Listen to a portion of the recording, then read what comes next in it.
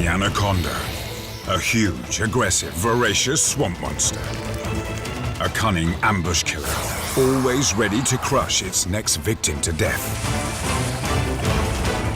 It could be you. This is the stuff of nightmares.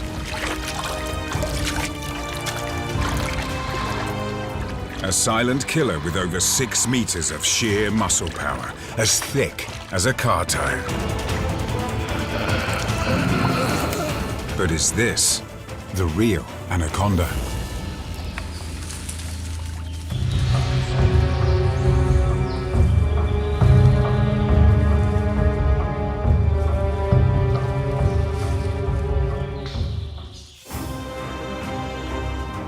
South America.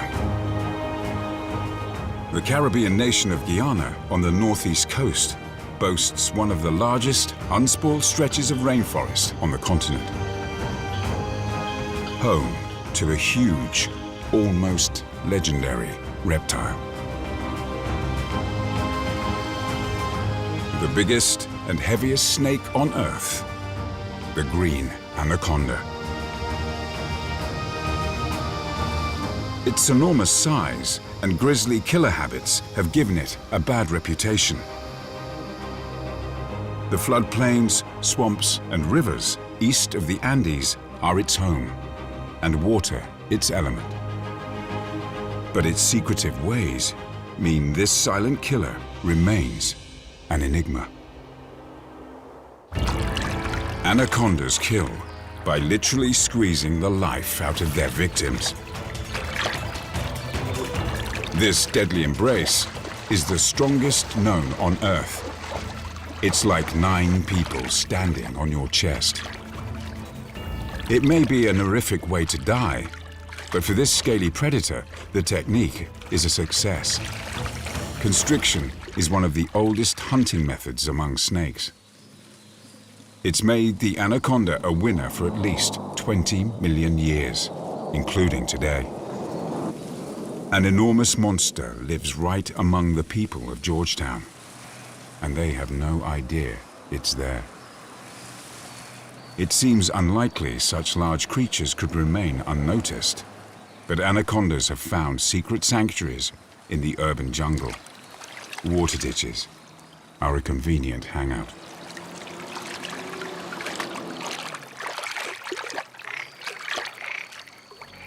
As night falls, a silent killer is on the loose. In fact, the city offers an easy life. There's plenty of food walking the streets.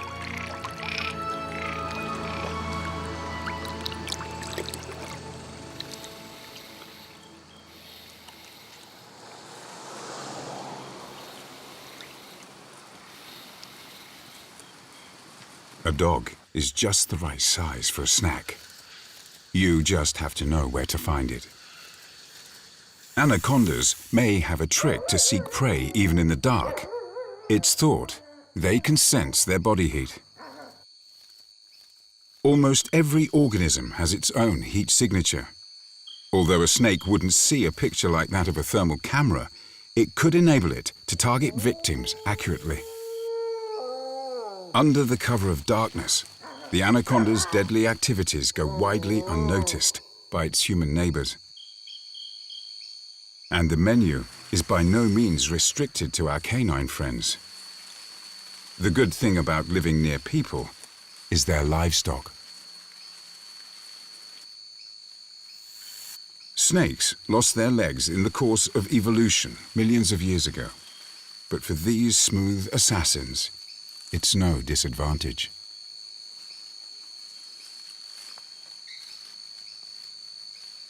Being super flexible and extraordinarily strong means no obstacle is too big or too small.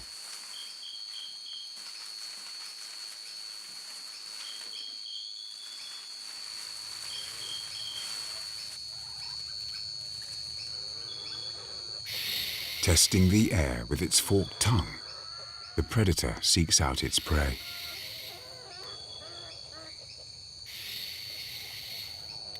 For the chicken, escape is futile.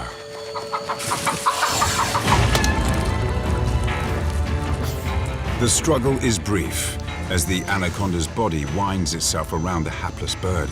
Its embrace becomes tighter and tighter until the chicken dies from asphyxiation.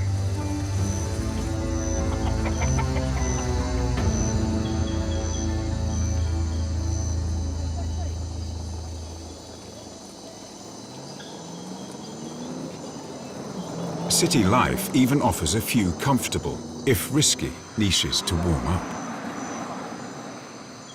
In the cool of the night, a car engine must seem like a heavenly place for an anaconda.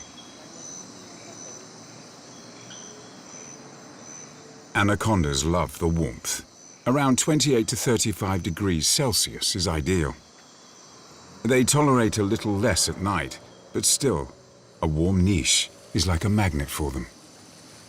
And if you're this flexible and strong, nothing comes easier than getting into a cozy nest like this.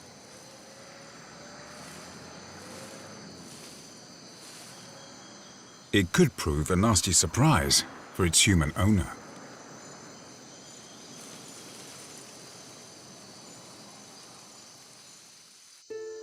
As day breaks, the cityscape is transformed. Lotus flowers enchant. They were first brought to Guyana from India and have spread like wildfire in canals and ponds. The land here lies below sea level, so the ground drains badly and there's plenty of standing water. Perfect anaconda habitat. The thick forest of lotus flowers and leaves is also home to small creatures that make ideal baby food for anacondas. The leaves can reach 60 centimeters across, a perfect perch for a young hunter. This one is still less than a meter long and just a few months old, but already a killer. Many young anacondas don't survive long. There are wildcats, stray dogs, or simply urban traffic to contend with. But here among the lotus, the baby is safe. It's these drainage canals that have allowed the giant snakes to thrive in the urban sprawl.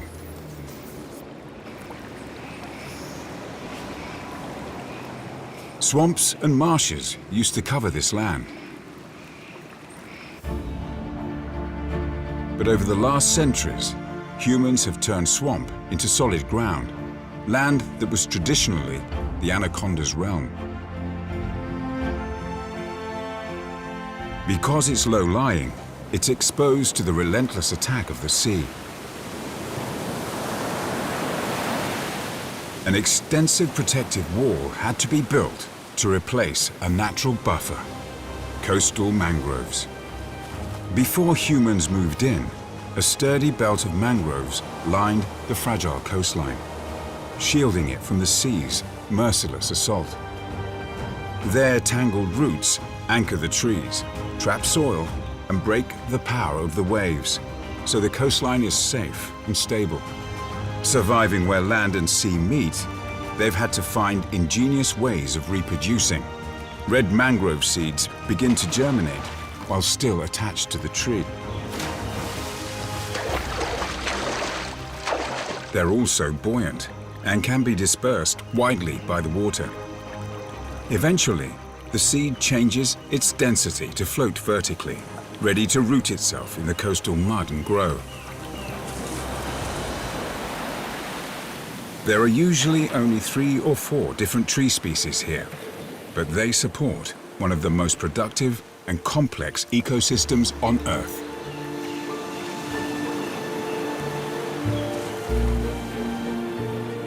Mangroves thrive in sweltering conditions, rooted in choking mud, and tolerate salt levels that would kill ordinary plants. They line coastlines and estuaries where the salt content decreases. Even anacondas can survive here.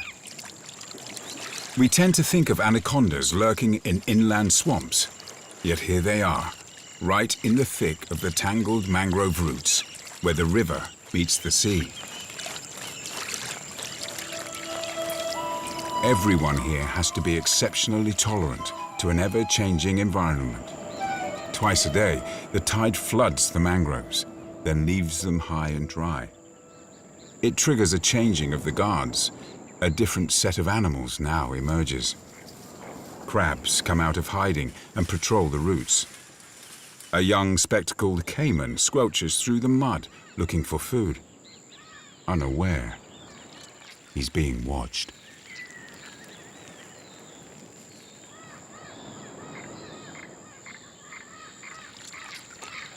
The killer waits patiently for the perfect moment to strike.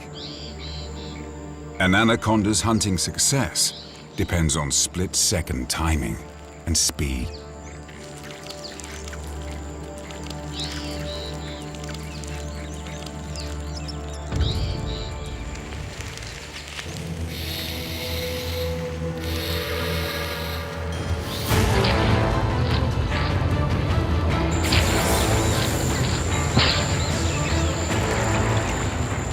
Caught in the snake's deadly coils, the last breath is squeezed out of the caiman's body.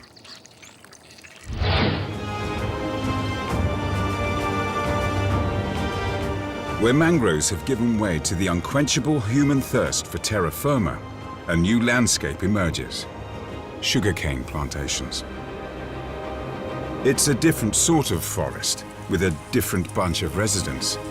But since the fields are left largely undisturbed for months at a time, it draws a sizable crowd of creatures. And yet again, where there's food, there are anacondas. There's plenty of choice. Even a quick-legged iguana is a target. Distracted by food, it lets its vigilance slide. A fatal error.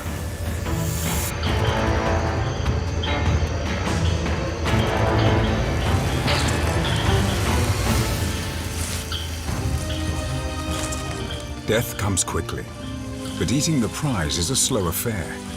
Even a small meal like this takes around 30 minutes to swallow.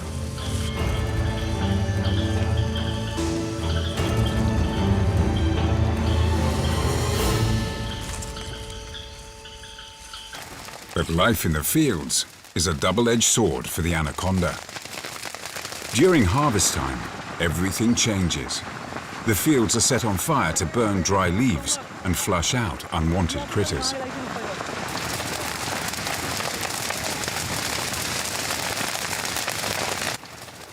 Miles of lush green go up in smoke. Animals desperately try to get away from the hellish inferno, but many succumb to the flames.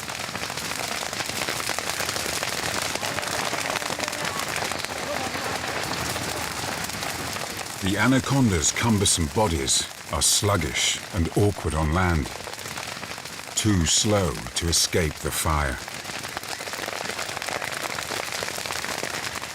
Were it not for the numerous drainage ditches.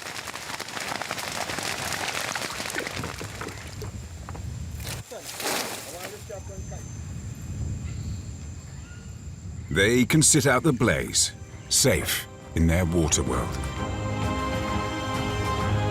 So our preconception of anacondas as terrifying swamp specialists is plain wrong. They're in fact extremely versatile and secretive.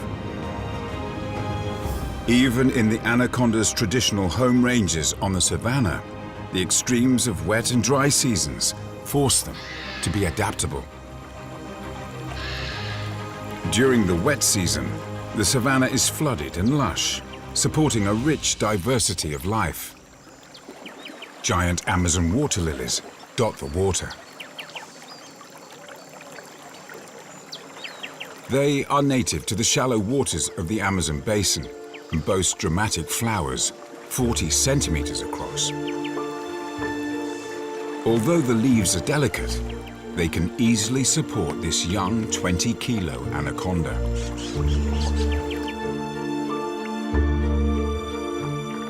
network of strong air-filled ribs supports each leaf.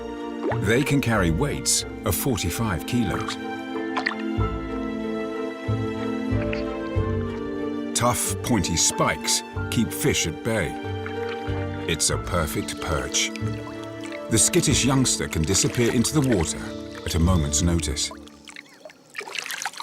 But this watery Eden is only temporary. The dry season puts a brutal end to it, and life without water is unthinkable for an anaconda. Some get going as soon as the water levels fall. This anaconda is seeking shelter in a damp mud hole to wait out the return of the rains.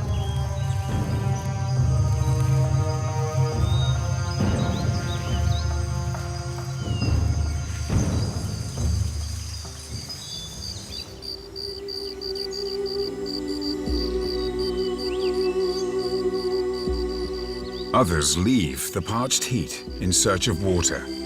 They migrate to wetter climes for the duration of the dry season. But as the last pools dry up, progress becomes increasingly difficult. Caked in mud, this anaconda is effectively blind. Raising her body and flicking her forked tongue, the giant snake gathers scents. When the tongue is pulled back, it skims the sensitive Jacobson's organ on the roof of her mouth, which analyzes the information and helps her find her way. Her journey is fraught with dangers. Bushfires are frequent, and the monster snake's massive body is not built for speed on dry land.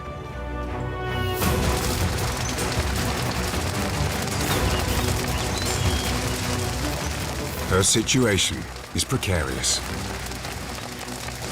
Only the lucky can escape this merciless blaze.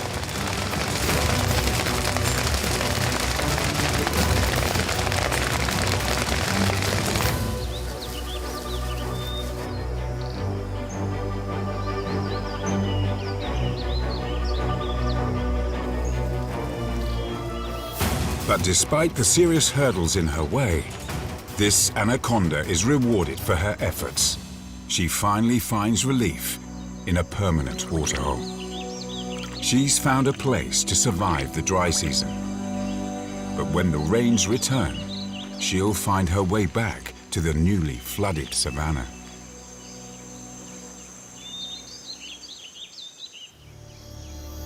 For now, the sun continues to ruthlessly beat down on the savanna, and even the last reserves of water disappear. An anaconda, now caught out on the parched plains, is in a dire situation.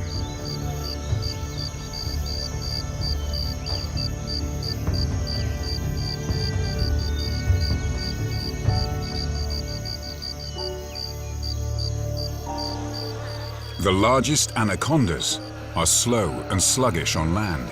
It means traveling far is out of the question. Over 6 meters long and weighing in at more than 100 kilos, this anaconda is a true monster. But she's fallen victim to the dry season's onslaught. Even a majestic predator like this has its weaknesses. The relentless heat of the sun takes its toll.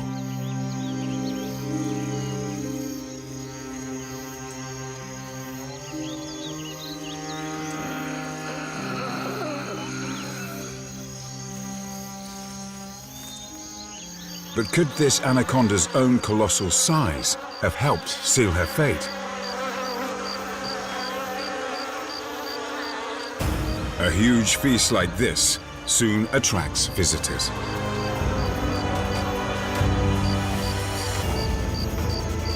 Nature's waste disposal units.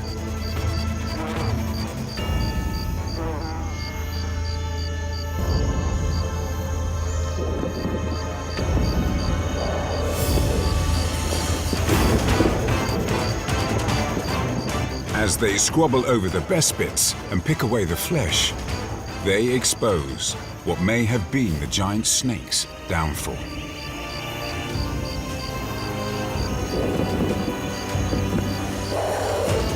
Her skeleton. An anaconda's endless, thin and flexible rows of ribs provide a very delicate scaffold for such a heavy body. It allows them to be extremely stretchy and flexible. But could it also mean that on land, very large anacondas might be crushed to death by their own enormous body weight?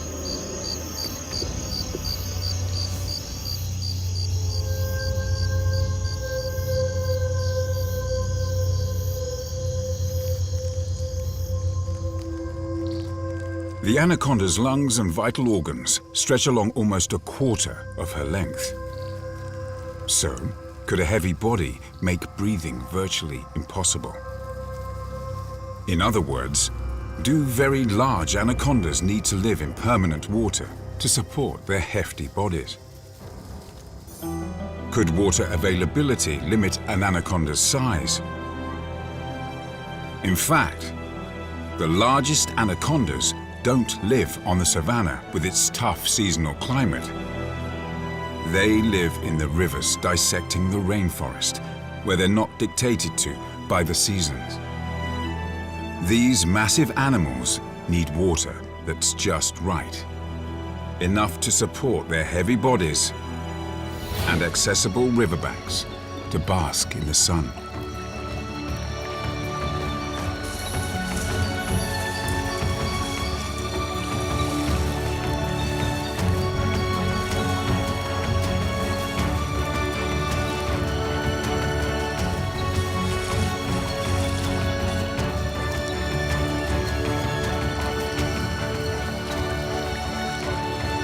Arranging their bulk in coils helps support their own weight. The forest and its rivers offer rich pickings for an anaconda. As opportunists, they'll eat anything they can overpower. The sheer diversity of life here is staggering.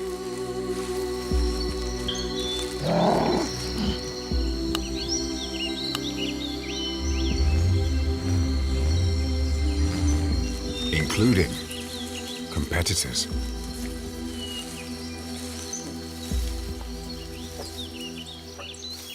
And enemies. Out here on the river, the hunter can quickly become the hunted.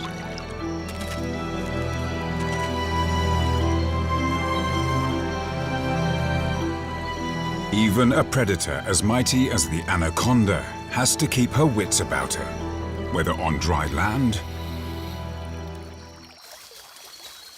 or in the water.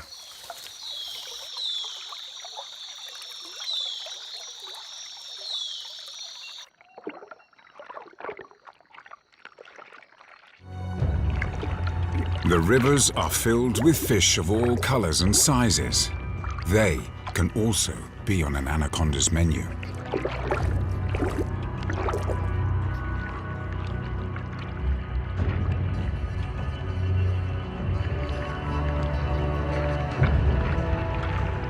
Fish are relatively easy prey since they have few extremities that could make them tough to swallow.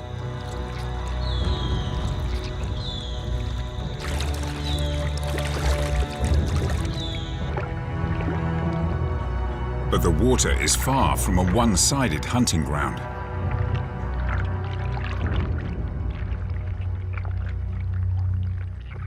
Several types of piranha patrol the rivers. Up to 45 centimeters long, the black piranha is one of the biggest.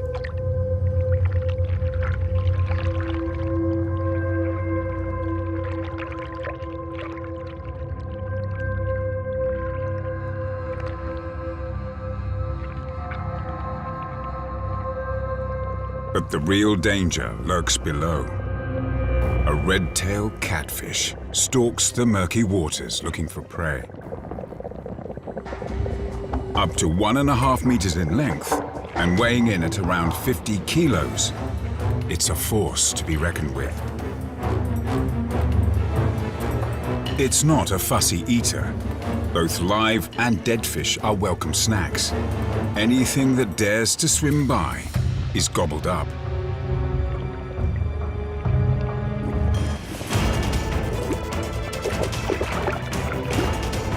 Even a small anaconda can't mount a serious defense against this monster. A lookout position above the water is also not as secure as it might seem. In these parts, letting your concentration slip could be the last mistake you'll ever make. Black caiman roam the waters. Up to 6 meters long and weighing around 300 kilos, they are the biggest living members of the alligator family. This is the largest predator in South America.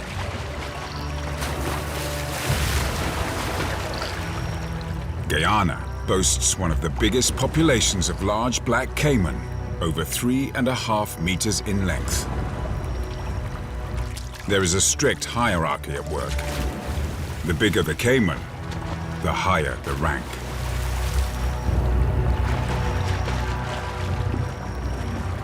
Their biting power is immense, enough to crush bones and sever limbs. And if need be, their powerful tails can even propel them far enough out of the water to snatch prey from its perch.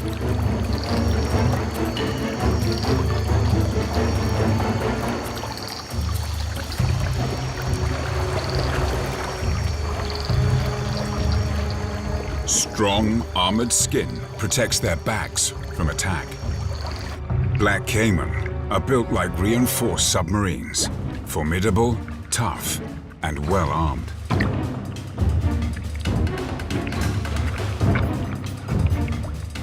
Compared to this river monster, the smooth, soft body of an anaconda doesn't stand a chance.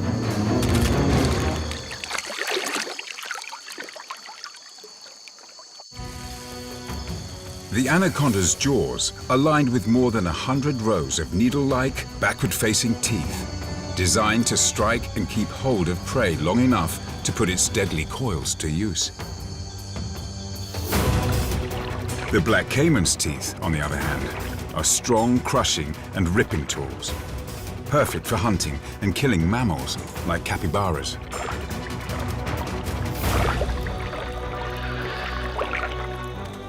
Capybaras are as much at home on land as in the water, but as soon as they enter the river, they attract unwanted attention.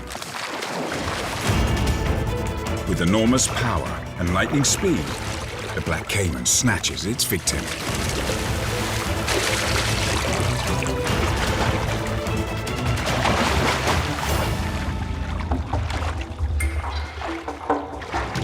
And if one hunter struggles to shred its prey, others soon join in to rip and tug at the corpse. A necessary collaboration, as caimans can neither bite off pieces nor chew them.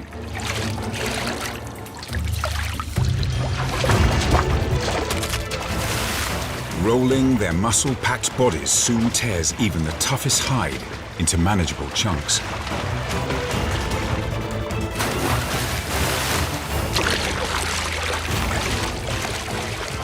The caiman's hunting and feeding methods and their surprising teamwork and group hierarchy set them apart from their anaconda competitors.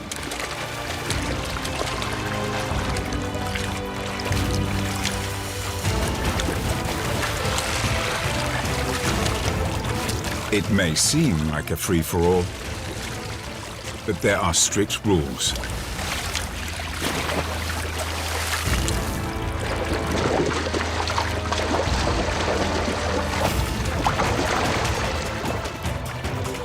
Only the largest and most dominant caimans get the best bids. All that's left of the hapless capybara are just a few morsels for some lucky scavengers.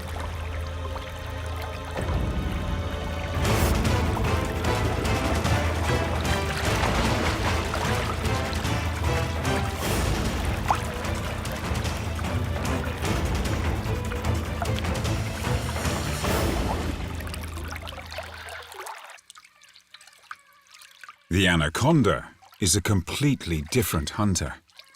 Her weapons are not her teeth, but her muscular body. But she too has a taste for capybaras, the largest rodents on Earth. They're strict grass eaters. This is where their long, sharp teeth come in, allowing them to sever even the toughest stems. It makes them as formidable and dangerous as a rat the size of a Rottweiler.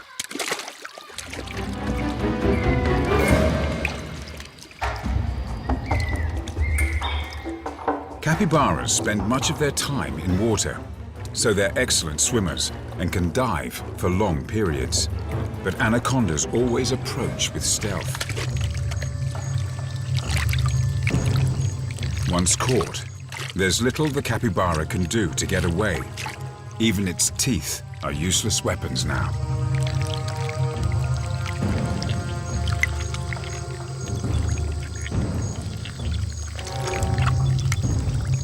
And in contrast to the caiman, an anaconda needs no help to devour its prey.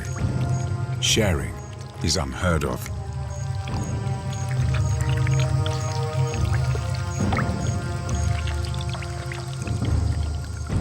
But it takes time. Eating such a large meal in one sitting is a challenge. It can take up to 8 hours.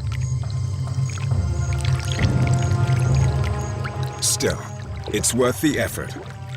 A single large meal can sustain her for months.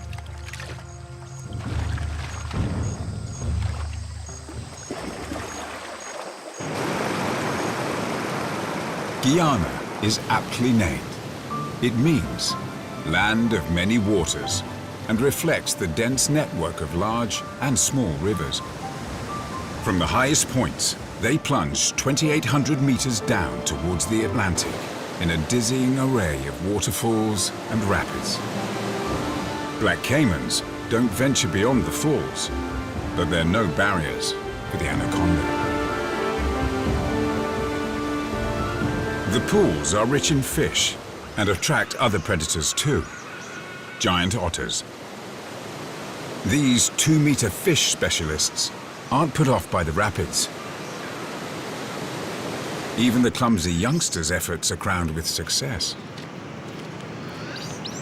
Yet for now, they remain under the adults' watchful eyes.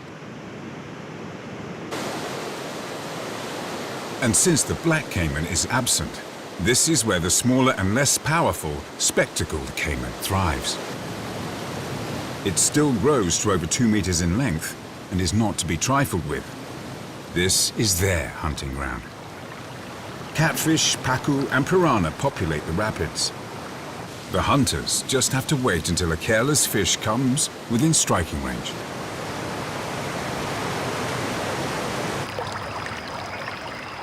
Just above the falls, the waters change and the rapids disappear. Being more adaptable than its black caiman competitor, the anaconda has also conquered these upriver locations. A silent killer makes her way along the top of the falls, where the water-scoured rocks provide good cover. Up here, where the black caiman is no threat, the anaconda is undisputed champion.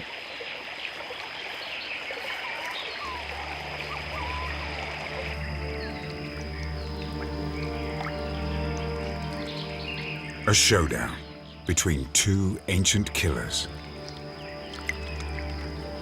These two predators have proven their worth for millions of years, using entirely different strategies.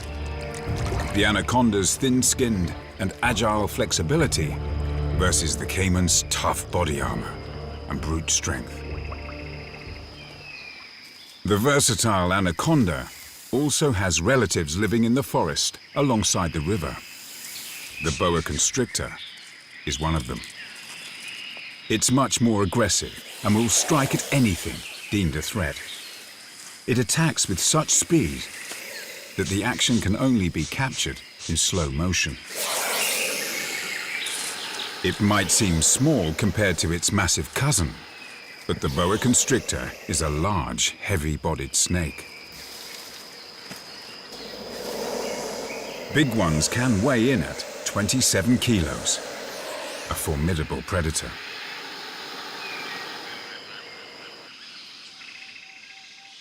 Iguanas are on this angry snake's menu. This one had better tread carefully.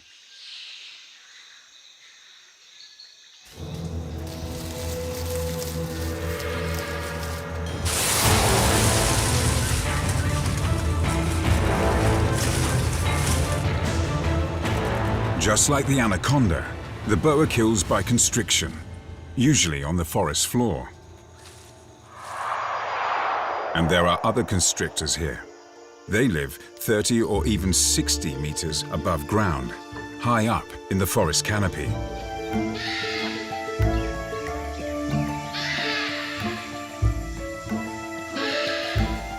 This habitat is poles apart from life on the ground or in the water and requires a different skill set. This is another anaconda relative, a stunning emerald tree boa. Its spectacular green coloring develops after about 10 months, leaving it incredibly well camouflaged for a life in the trees.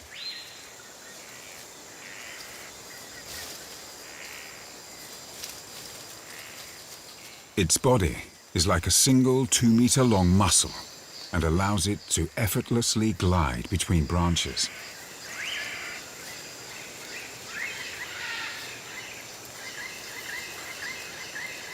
It can suspend more than half of its body to bridge seemingly insurmountable gaps.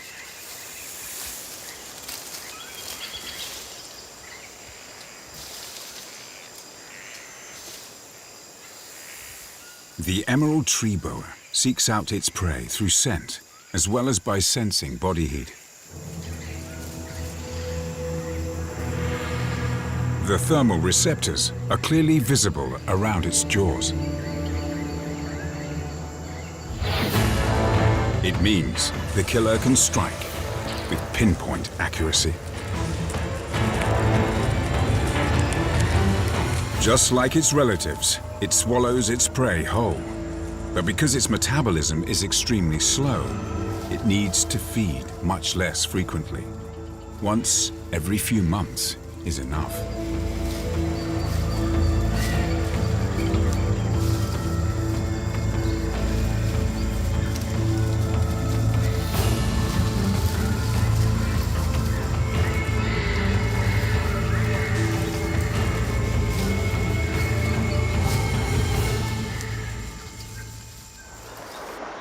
In this impenetrable jungle, rivers are often the only breaks in the dense canopy. This is where enough sunlight reaches the ground to warm it up. And anacondas need the sun's heat to regulate their body temperature. Caimans are no exception. They too have to partake in the basking ritual. Clinging closely to the warm rock, this caiman absorbs all the heat it can from the ground. A thermal imaging camera clearly shows how the rock and the sun heat up its body. The yellow zones are the warmest.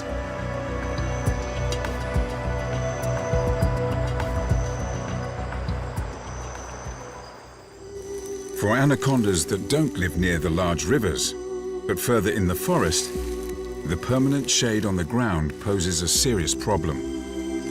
The sun's life-giving heat is absorbed by the forest canopy way above the ground.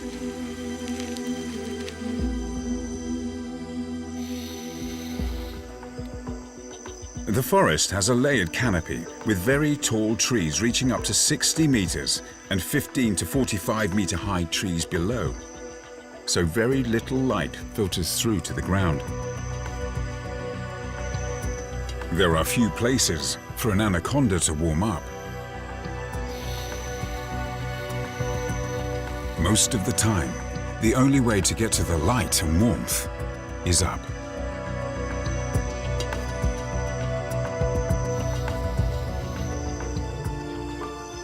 Incredibly, even anacondas over 4 meters in length are able to climb trees nimbly, supported by their powerful muscles.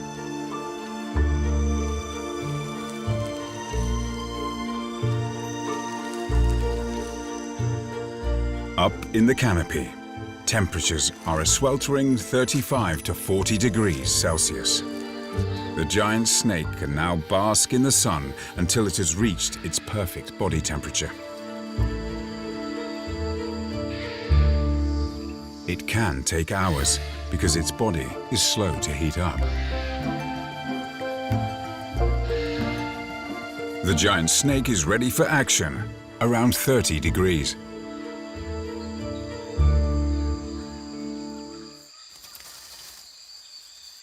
An iguana has the same idea. It keeps a wary eye out for danger. While the spikes on its back are for intimidation, but although it might look formidable and dangerous, it is a harmless vegetarian. A boa constrictor has the lizard in her sight. Too late. A daring leap into the water. It can fall up to 15 meters and land without a scratch. The iguana had obviously already warmed up enough to react with lightning speed. The boa will have to find another meal, if it ever gets the chance. Preoccupied with its quest for food, the boa hasn't realized it too is a target.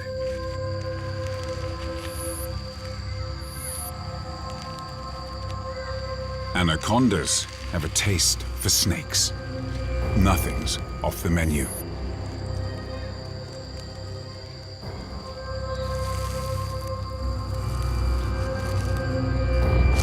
The larger and more powerful anaconda definitely has the upper hand in this duel.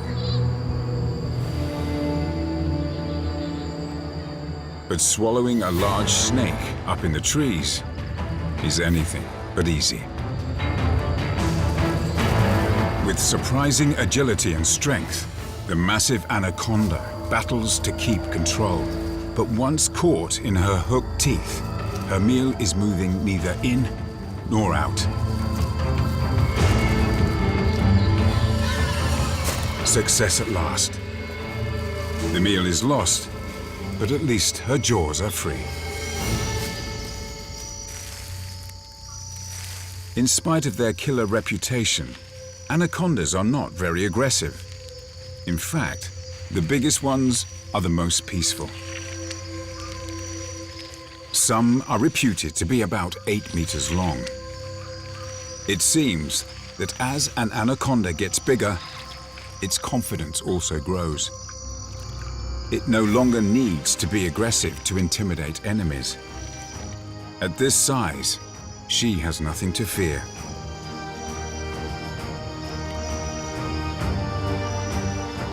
The largest anacondas are all females.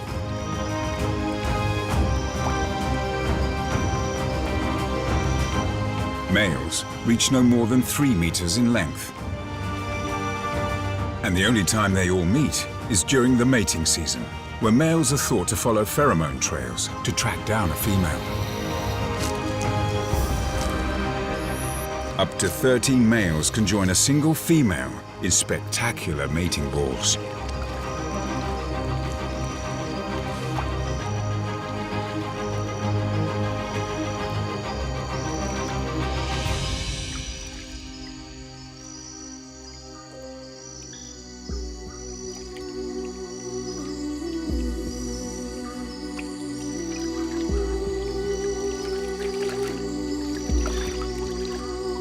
It's like a slow-motion wrestling match between the males for the chance to mate.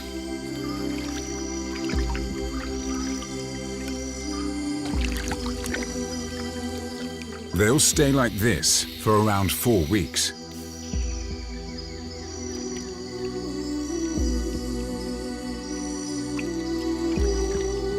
Courtship and mating are entirely unaggressive affairs.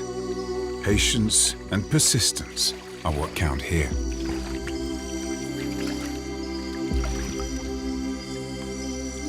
But things can change quickly afterwards. That's when the female anaconda can develop a taste for her own kind.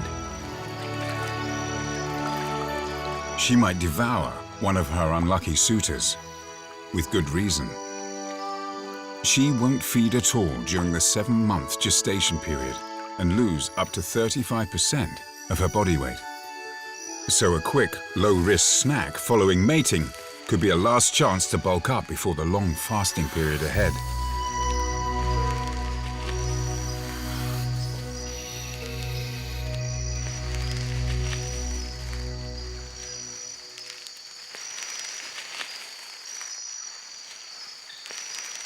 During her pregnancy, the female appears to avoid potentially harmful encounters. Even a boa constrictor is given a wide berth. She has no interest in feeding now. The boa is understandably tense. Its tail betrays its agitation. In a head-to-head, it would certainly be the losing party. All it can do is sit tight and wait for the anaconda to pass.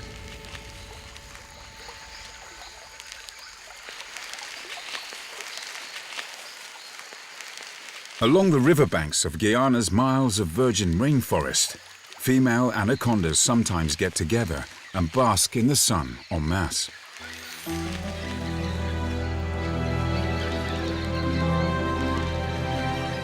For animals that usually keep themselves to themselves, these are odd assemblies. What's the reason behind these strange anaconda get-togethers? Are these females pregnant, hoping to find a little safety in numbers? Or are they all related, a sort of generational family meeting?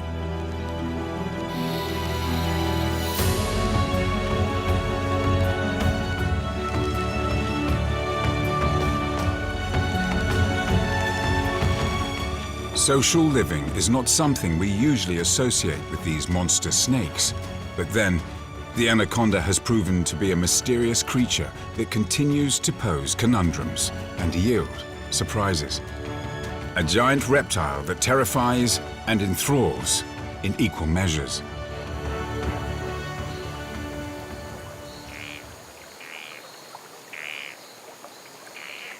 The sandy riverbanks are also a magnet for other creatures, places to congregate, to drink and wash, and to procreate.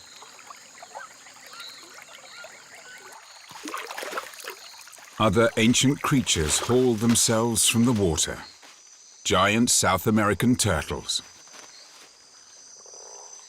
They drag their cumbersome bodies up the steep slope with only one goal in mind: to lay their eggs in the sand. It's labor-intensive and risky. The mothers cover their nests and leave their babies to their own devices.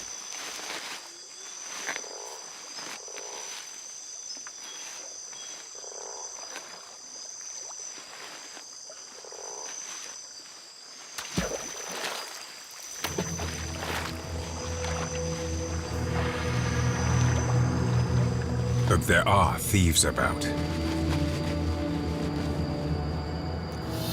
Vultures have a taste for turtle eggs and know just where to find them.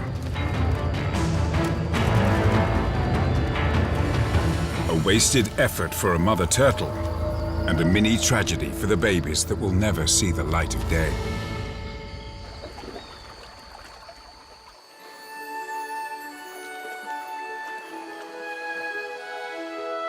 Months have passed since the anaconda's mating period. But unlike so many other animals, the anaconda hasn't lost a single unborn baby to would-be predators.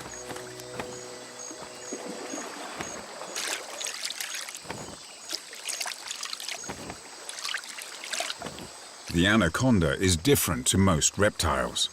Rather than laying her eggs in a nest, exposed to marauders and at the mercy of the elements, the mother carries her young with her.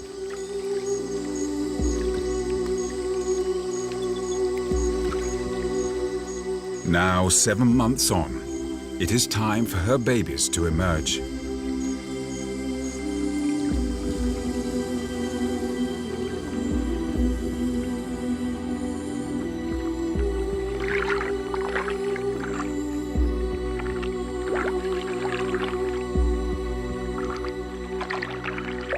Incredibly, she now gives birth to live young.